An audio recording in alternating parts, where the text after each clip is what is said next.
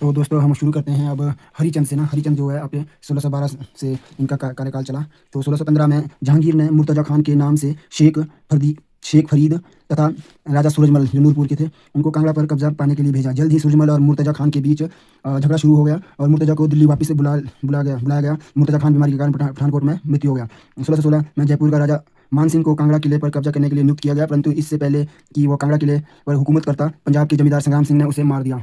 फिर 1618 में जहांगीर ने तीसरा प्रयास किया और शहजादे शाहजहां ने सूरजमल को शाह कुली खान मोहम्मद ताकी के साथ नगरकोट पर कब्जा करने के लिए हिदायत दी। जल्द ही सूरजमल ताकी से झगड़ने लगा और उसने शाहजहां को शिकायत भेजी कि ताकी सक्षम नहीं है। इस पर ताकी को वापस बुला लिया गया, ठीक है। और फिर उसके बाद कांगड़ा किले पर कब्जा करने के बजाय सूरजमल ने मुगलों के खिलाफ ही जंग छेड़ दी और यह सुनकर शाहजहां ने सुंदरदास रायरियान मतलब इसे विक्रमजीत भी कहा जाता था और जगत सिंह को सूरजमल को रोकने के लिए भेजा, ठीक है। किसको भेजा?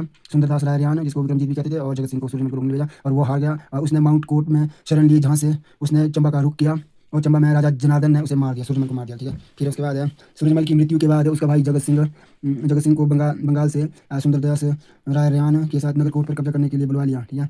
और वह अपने इस मिशन में 1620 में सफल हुए और नवाब अली खान देखो, ये इसको जो है कांगड़ा किले का पहला मुस्लिम किलेदार नियुक्त किया। किसको? नवाब अली खान को, ठीक है। ये पेन चल नहीं रहा कुछ।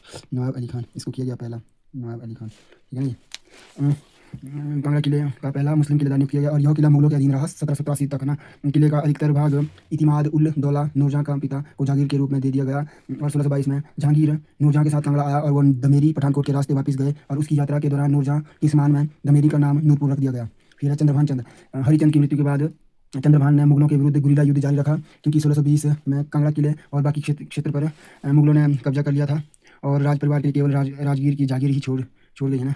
और ब्यास के दाएं तट पर राजगीर की जागीर स्थित थी। उसने धर्मशाला के पूर्व में निर्वाणा में एक किला बनाया और इसने जीवन का अंतिम समय धौलाधार की एक बुलंद पहाड़ी पर बिताया, जिसे आज भी चंद्रभान का किला कहा जाता है। फिर है आपका विजय चंद, जो रहा 1690 में। उसने विलासपुर नगर की नींव रखी थी। राजा गमन चंद के शासनकाल तक वो यहीं रहा, है ना। फिर आपका भीमचंद 1690, है ना। इसके शासनकाल में जम्मू के राजा ने इसके इलाके पर आक्रमण किया। भीमचंद और गुरु गोविंद सिंह ने आक्रमणकारियों को मार भगाया। फिर उसने शांत सहारे मतलब पैसिफिक रिकोर्स की नीति अपनाई, ठीक है ना जी। और वो जो है मुगल दरबार में निरंतर हाजिरी लगाता था, जिसके लिए उसे दीवान कहा जाता था। और उसने बीजापुर में मंदिर बनवाया और उसके भाई कृपाल चंद ने भोहारणा नामक कुहल बनाई थी। भोहारणा। और आलमचंद है ना, उसने सुजानपुर के पास आलमपुर की स्थापना की थी। देखो जी, आलमचंद ने आलमपुर की स्थापना की थी। फिर हमीर चंद, है ना जी। हमीर चंद जो था 1700 ईस्वी में था ये, है ना जी। तो उसने 47 साल तक शासन किया। उसने हमीरपुर में एक किला बनवाया, जिस कारण इस स्थान का नाम हमीरपुर पड़ा, जो उस समय तहसील थी, है ना। वह अंतिम मुगल राज्यपाल कांगड़ा नवाब सैफ अली खान की नियुक्ति देखने तक भी जिंदा रहा, ठीक है। अभय चंद 1747 में, ठीक है।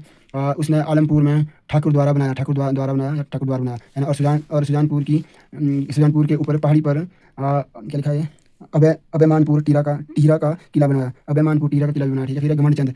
अच्छा जी, घमंड चंद उस टाइम मुगल उत्तर में अहमद शाह अब्दाली और दक्षिण में मराठाओं के साथ संघर्ष कर रहे थे, है ना। क्या लिखा है, मतलब घुमनचंद के टाइम में मुगल उत्तर में अहमद शाह दुर्रानी और दक्षिण में मराठाओं के साथ संघर्ष कर रहे थे। 1752 में दिल्ली के सम्राट ने पंजाब और पहाड़ी रियासत को अहमद शाह दुर्रानी को सौंप दिया, ठीक है। इस गड़बड़ी का फायदा उठाकर घमंडचंद ने कांगड़ा किले के अलावा बाकी सारे क्षेत्र वापस कर लिए जो उसके पूर्वजों ने खोए थे। मतलब सारे क्षेत्र वापस प्राप्त कर लिए, सॉरी, जो उसके पूर्वजों ने खोए थे।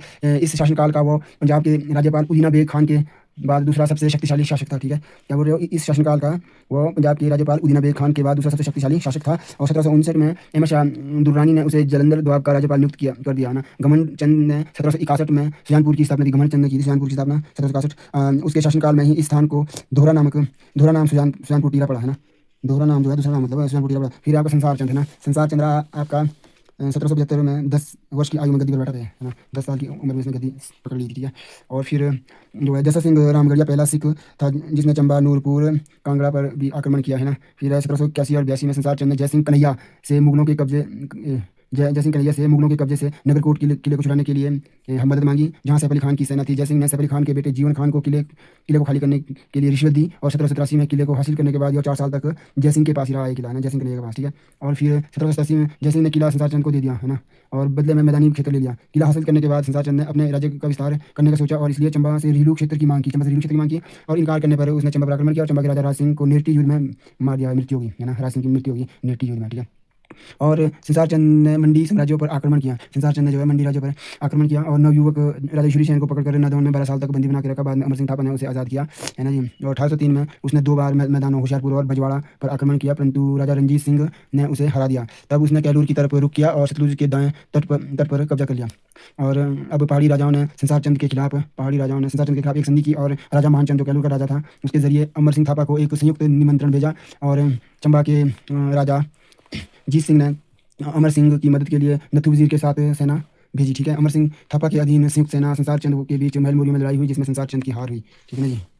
और गोरखों ने नादौन पहुंचकर ईश्वरी सेन जो मंडी का राजा था उसको आज़ाद करवाया। और इस समय संसार चंद वापस अपनी नई राजधानी टीरा सुजानपुर चला गया और बाद में कांगड़ा किले में शरण ली। और कुछ समय पश्चात उसने गुप्त रूप से किले को छोड़ा और किसान का भेष बनाकर सपरिवार टीरा सुजानपुर में रहने लगा, है ना जी। और उसने अपने भाई फतेहचंद के जरिए रंजीत सिंह से मदद मांगी, जो 1809 में स्वीकार हुई। और दोनों सम्राट ज्वालामुखी मंदिर में मिले। 1809 में रंजीत सिंह की सेना कांगड़ा की तरफ बढ़ी और गोरखों की हार हुई और उन्हें सतलुज के पूर्व की तरफ खदेड़ दिया गया। और कांगड़ा किला 24 अगस्त 1809 को रंजीत सिंह के अधीन हो गया। और इस जीत के बाद रंजीत सिंह ने फतेहपुर आहलूवालिया के अधीन संसार चंद के बेटे अनिरुद्ध को बंधक बना के रखा, ताकि संसार चंद ज्वालामुखी में तय की गई सभी शर्तों को पूरा करें।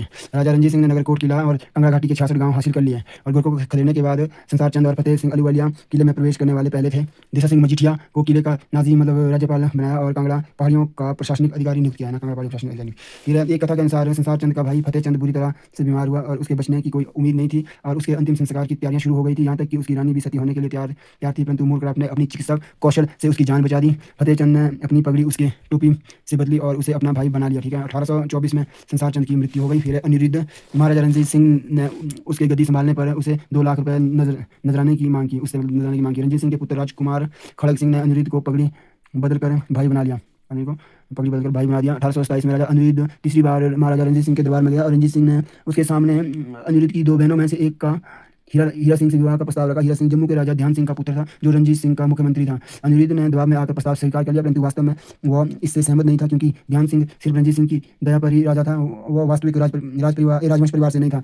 और अनिरुद्ध जानबूझकर शादी को टाल रहा था और इस तरह 1 वर्ष बीत गया। तब महाराजा रणजीत सिंह शादी जल्दी करवाने के लिए नादौन की तरफ रवाना हुआ। यह सुनकर कांगड़ा का राजा अपने सपरिवार के साथ भागकर सतलुज पार अंग्रेजों के क्षेत्र में चला गया। और रणजीत सिंह नादौन आया तो फतेहचंद और जो संसार चंद का छोटा भाई था ने हीरा सिंह से अपनी पुत्री के विवाह का प्रस्ताव रखा। और अनिरुद्ध ने अपनी दोनों बहनों का विवाह टिहरी गढ़वाल के राजा सुदर्शन शाह से करवाया। और 1831 में अनिरुद्ध की मृत्यु हो गई। और अनिरुद्ध की मृत्यु के बाद राजा रणजीत सिंह ने उसके बेटे रणवीर चंद और प्रमोद चंद को महल मोरियों में जगह दे दी, है ना। और 9 मार्च 1846 में सिखों और अंग्रेजों के बीच संधि के अनुसार कांगड़ा प्रत्यक्ष रूप से अंग्रेजों के अधीन हो गया। धन्यवाद।